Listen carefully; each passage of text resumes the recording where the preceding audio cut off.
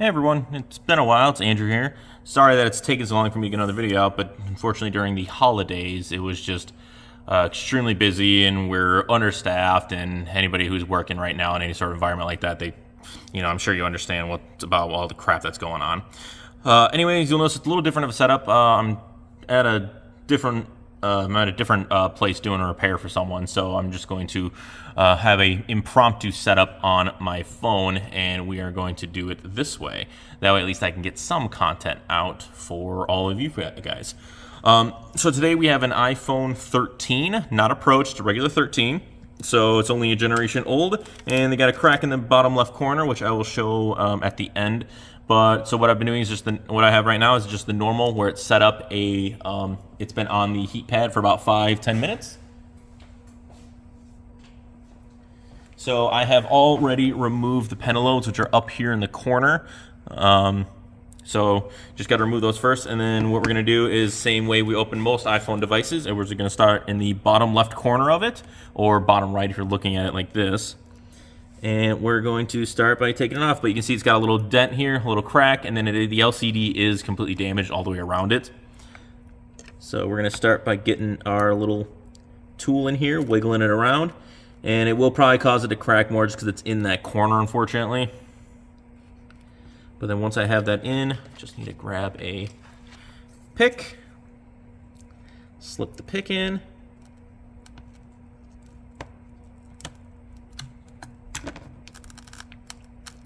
All right, and that's right around the corner, so that's all fucked anyways, so not really much we can do about that. But we're just gonna work our way along the edge here, nice and easy, occasionally dropping in a little alcohol, just to make it a little easier to open. And then we're gonna go around the other side. So now, the 13s, they open instead of from the, on the right side, they open from the left side. So they moved the design around a little bit on the 13s. Haven't had any 14s yet, which I'm glad because nobody even has parts for them yet, so hopefully nobody needs them. So we have it up. And again, like I said, it's an impromptu setup, so I'm going to try and do my best to keep it in the middle frame here. Then we're going to go across the top here. Well, hopefully. There we go. All right, and then normally they would open from left to right. This time they're open from right to left. Boom. And you'll notice that compared to some of the iPhones, this one's definitely a little different of a design. They kind of went back to the wraparound style, so it goes up to here farther enough. But now you got stuff like the ear speaker, which has been moved. This is actually your ear speaker, and it's got like almost a little snorkel. It goes up to the corner. Oh, it goes up here in the top. You got your cameras, which are now no longer on the front face, but you still have part of the Face ID situation. You have it up here. I think it's like the light emitter and some other component that are up in this little piece, which I'll show how to remove properly and slowly so nothing happens. Otherwise, it's a lot less screws than the other designs, which I'm thankful for. And they did switch, and they did fix it so now you don't get that error code when you swap out the screen. I think it was update 15.1 or 0.2 where they allowed other people to finally start, putting in aftermarket parts, which that's unfortunately what we have because I don't have access to Apple things. Nobody does. So I'm going to put those up there. Actually, I'm going to move these up here. I'm going to move the whole thing up just a little bit. Drop this down. There we go. Just so I can... Sorry, I'm on like a little roller. I'm like a little roller shelf almost, or like a drawer that pops in and out. All right. And my camera's a lot closer than I'm used to too, so at least I probably won't have to do as much editing because you can see everything right off the bat. It's a very light screen. You can hold it while you're taking everything apart, nice and easy. So we got this little shield here at the bottom. And that shield is going to also have the connector for the battery, which the battery connector is this guy right here. So first thing we do is we always disconnect the battery. We don't want power flowing through it. Even if the device is not on, there's still always a little bit of juice in it. We don't want that chance to have any sort of shorts or anything like that. And then from here, I'm just going to lift up that. And that is the screen connector. It's only one connector now instead of being two, which is kind of cool.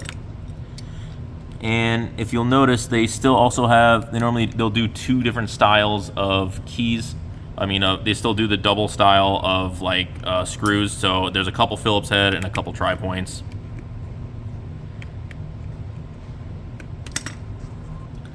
Sorry, I had to pause it there briefly. Somebody wanted to ask me a couple questions. What was I saying? Oh yeah, they have the Phillips, and then they also still have some of the tri-points.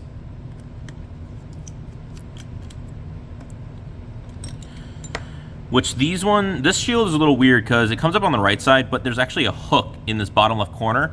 So you gotta kind of like pull it over. Yeah. You gotta lift it up and then pull it over to the side because it's got like a little hook there, right in that corner.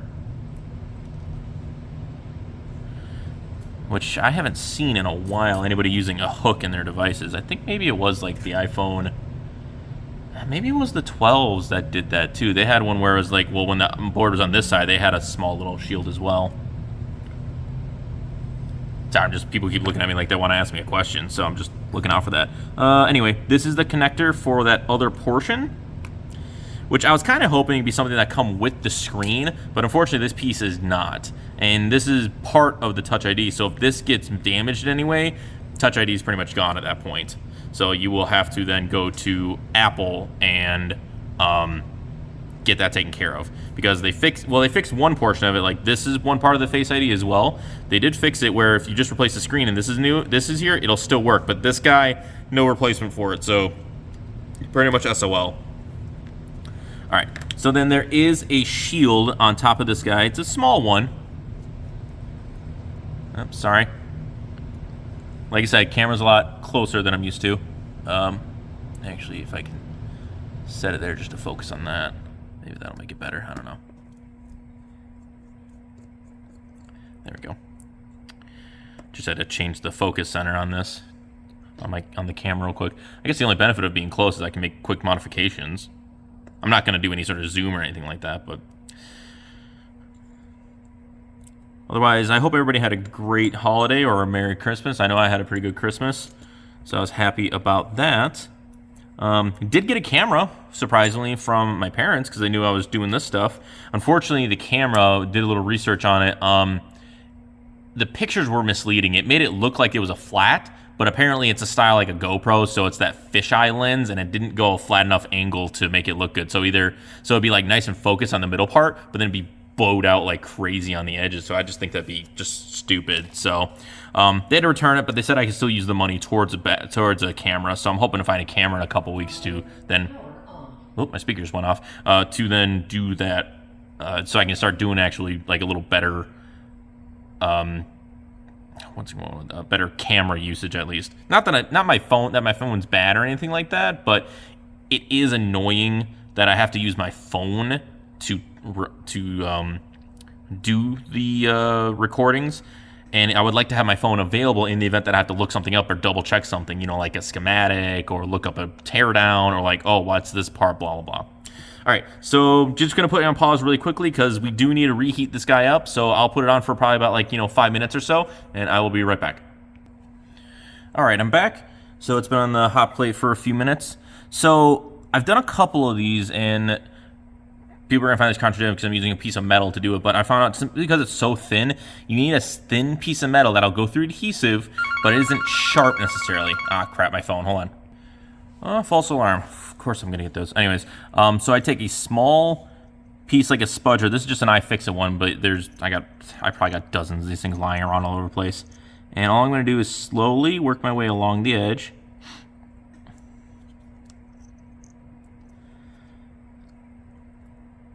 And it should pop right up without any sort of damage to the actual flex itself. I've done this a few times, and I have been pretty successful, but obviously I have a lot more experience than the standard, or than like somebody who's just getting into it. So I would recommend either taking your really sweet ass time, or just having somebody who knows what they're doing just do it instead. Because if you rip this guy, we're gonna be in a lot of trouble.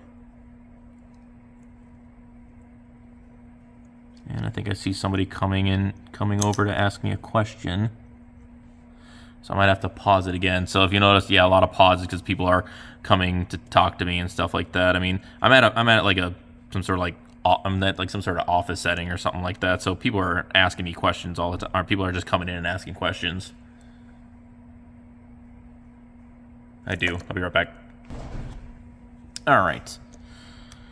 And then what I will do, sorry, I'm back. What I will do occasionally is I'll put a little bit of alcohol underneath it because all it is a flex cable. So the alcohol isn't going to cause any damage. It's not going to eat away at the plastic or the covering, but it will make the adhesive weaker, which is what we want. There we go. Nice and easy coming up like that. This is probably the most tedious thing. I know it's only been like 8 minutes since I tore the screen apart, so pretty easy there, but this part, even I still take a little bit of time. Getting faster and faster, but obviously you can only go so fast. There's a fine line between quality and speed. There we go. All right, and then these guys should all just pop right up. The keyword is should. Might need to take a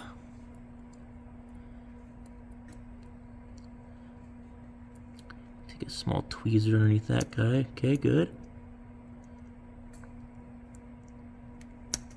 Good. This one. There we go. Just pick up from the side. There we go. And there. Ooh. Come on. Yeah. Come here, you. Yeah. There we go. See? No damage to the bottom, which is fantastic. Looks like the cover for this guy moved over, but that's fine. The hole's fine, no rips.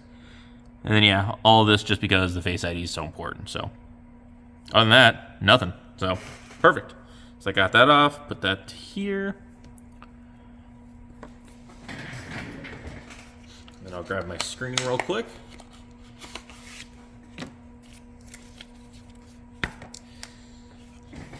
And I'm not getting these things from anything special. I'm just getting them from like a just a wholesale provider. I'm not sponsored or anything like that, but I do enjoy using the Fixeze guys, Fixez.com. I'll put a link in the description, but they have some pretty good stuff, and they got some pretty good quality parts too. I want to say they do get certified Samsung parts because I've gotten a couple from them that have come with like the framing, the labeling for Samsungs, and all their part numbers. So I always thought that was pretty cool.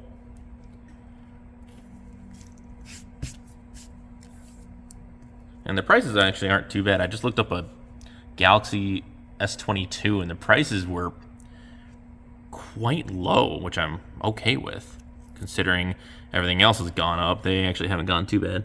All right, so putting it to get back together, I like to go from the left to the right then. So I'll put this guy in first. I'll put these both on. And then this big piece here, you kind of have to line it up with the frame here. They're kind of like guides almost. See how there's like a little dip there? Lines up along everything else, so.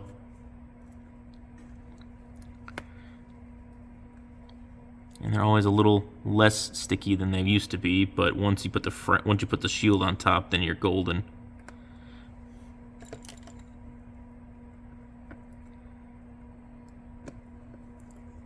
Should really go through my tools and see which ones are good and which ones are bad. I've been meaning to do that, I just haven't had time. Going almost 60 hours at my actual job and then doing this stuff on the side, it's getting me worn out. And then I run Uber just because it's nice, easy money. You only have to work for a few hours and you can make like $100. Not even that. Like I'll go on a normal weekend and man, I am just so popular today. It's not even funny. Now, if only my social life and love life were this popular, boy howdy, I'd be. Let's be real. I'm more introverted, so it's not gonna be too bad. My hand's shaking. Fantastic. All right. So, got everything nice and lined up, everything's stuck on there, and the adhesive that's on, the residual adhesive that's on the back there is still fairly sticky, so I really don't think you need to put adhesive, but if you do, make sure you put something that's really thin, so not the red stuff, more likely the Tessa tape, or, hell, I mean, you could probably just get away with maybe like some double-sided Scotch tape, because that's super thin. Just do like a real small piece, because you don't want it all the way along the back.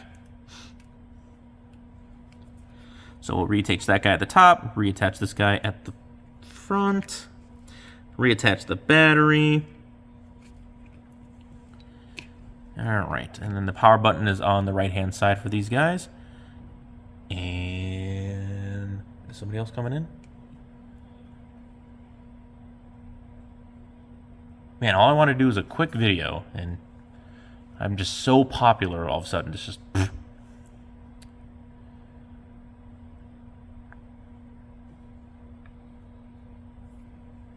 All right, so just need to... And I'm just going to run quick function tests, but I just don't want to show off any sort of private information to you guys. Camera's good, touch is good, 3D touch is good. You do get the pop-up, though, telling you can't verify it is a certified, genuine Apple part. That you can't get rid of, but it will go away after about, I think about like 2 weeks-ish. For a couple days, it'll pop up, but then it'll just be in the settings for a couple weeks, and then it should go away. But the only other thing that'll happen is that you will get in your settings, there's an area now that dictates, that tells you when you've had stuff done to it. So if you go to if you go to settings, general, about, if you go to display, I mean, if you go to that about section, I'm not going to show you because there's personal information on here, but there'll be a section called parts and service history, and it'll tell you what's been replaced, and it'll tell you if it's an unknown or a fake part or whatever, or an Apple part, and all that fun stuff. So it's a nice little thing they added. It's a neat little thing they added. I think it's just more for them covering, you know, watching who does what to their devices, which seems about right. But everything seems to test out fine in our functions test. So now all I gotta do is put all the shields back on. So remember, this has the little hook on it. Oh, this area has terrible lighting. And there is a little spot right on the back side of here, right along here, where you will slide it in. You'll put it in vertical almost, and then it'll hook just on like right there in that corner. And then all I gotta do is just bend it over a little bit. And then all you do is just bend it over the flex. Oh, somebody walking over?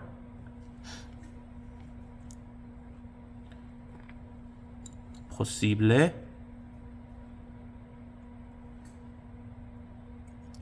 And then the tri-point is the top right corner. And then if you are doing a good management, you'll have your screw set up where you can do it, but otherwise the tri-point's in the top right corner for that shield. And then you got 2 Phillips head. The smaller of the 2 is gonna go in the middle here. Whoops. Hello, freckled ass hand. Get out of the way. And then the slightly longer one is going to go in the top left. And since it's got that hook in the corner, you don't have to worry about doing the bottom left corner. So, boom, boom, and boom. Then put this guy here.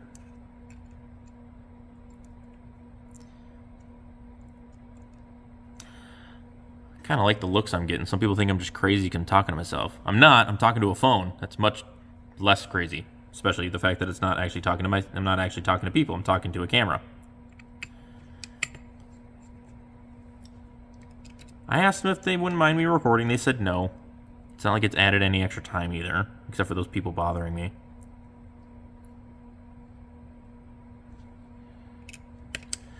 Alright, so these are all Phillips though. I think they're all the same size, but again, you should still have proper management, so you should label which ones come out where, that way you don't run into that problem. Okay, so nice and tight, nice and tight, nice and tight. Whoops. I opened something on accident. Okay.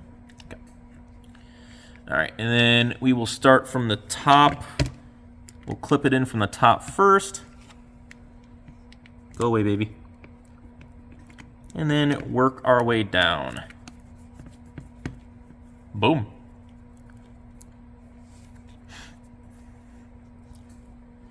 Got that. Get my pentalobe screwdriver, which are going to go in the pentalobe screwdriver holes. And that'll be this repair complete. But as an added bonus, this customer actually wanted a screen protector. So I'll show you guys how to do one of those. I mean, it'll seem pretty quick for me because I do them all the time. So it'll look a lot less difficult than it could be. But at least it'll give you an inkling of how to do it. So just give me 1 second while I go grab that. I'll be right back. All right, I'm back. So here's what we're going to do. I'm going to take off the screen, the little cover that they used to ship it in. And it is a little dirty at the top there. So what I'm going to do is I'm going to take a microfiber. Here we are. And it's dry, so I want to keep it dry. Just because when you introduce any sort of cleaner onto it, then it makes it a little more hassle to clean it all up.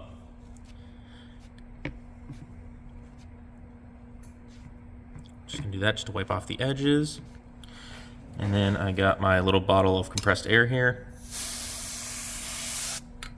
Spray it. All right, and then my screen protector, it's got a little piece on the bottom here, which I'm going to quickly just remove and then place on top of this right away, because then that'll minimize the amount of stuff that gets on it. You want to line up with the top speaker, where the speaker's sitting. Line it up in the corners, and then theoretically you should just be able to allow it to drop and it'll fall right into place.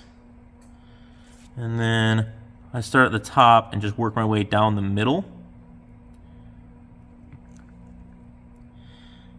I normally have a tool to do this, but I don't have the tool, unfortunately.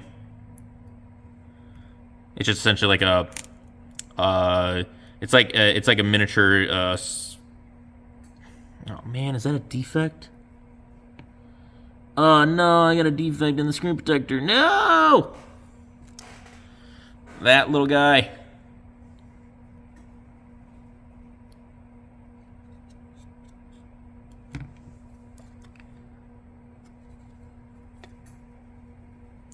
It's actually a dent in the screen protector. Gotta go grab another one. Hold on. Alright, I got another one. Try this again.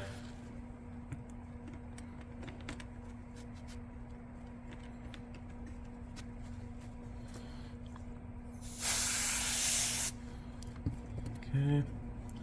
And then I'm keeping the screen protector facing down so it minimizes the amount of contact with any sort of dirt or dust.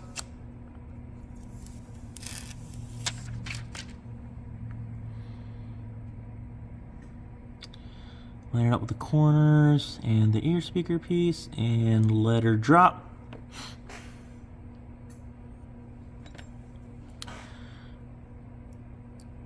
And then if you apply a little bit of pressure, it'll kind of start doing it itself.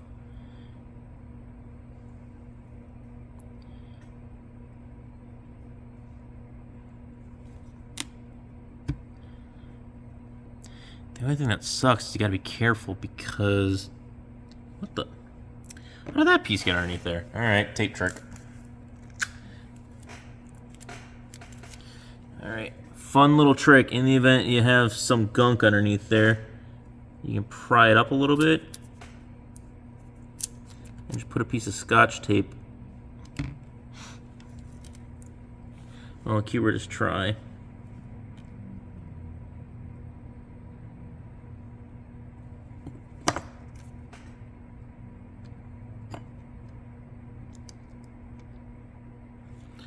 Oh, man.